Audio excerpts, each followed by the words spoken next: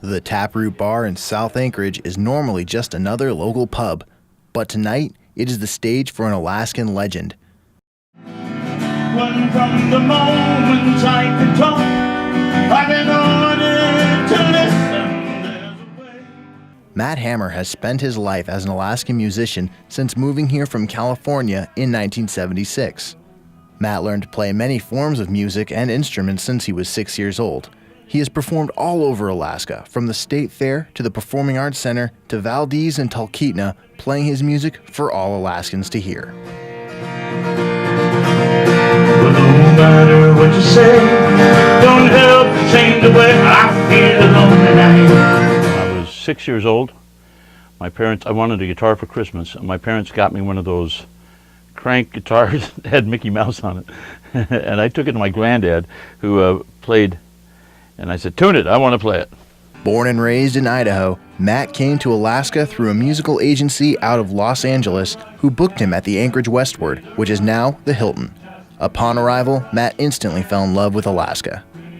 1, 2, 3, 4, like the commercial. And when I got here, it was in April 1976, and I just fell in love with it. There was a big sign as you're coming in from the airport. It was before Minnesota, it was down Spenard, and it said, "Once you've seen Alaska, every place else looks like Kansas."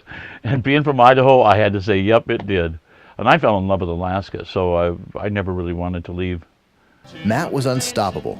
Crowds fell in love with his lively music and his friendly, upbeat personality. In 1979, people would come to know Matt for his song, "Free Alaska," which he wrote for Governor Jay Hammond's administration.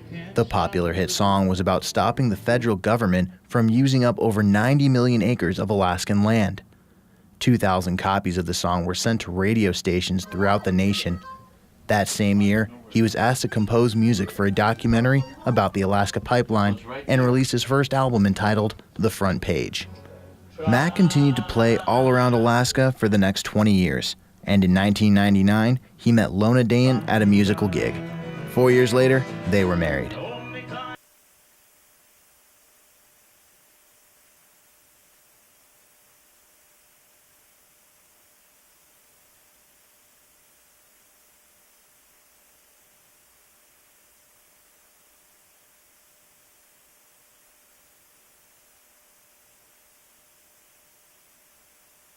Music has been Matt's life through both career and love.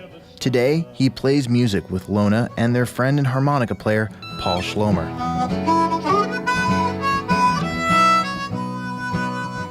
Wherever Matt goes, he goes with a smile, sharing his passion and talent with all of Alaska. This is Donald McSherry with KUAA News. I know.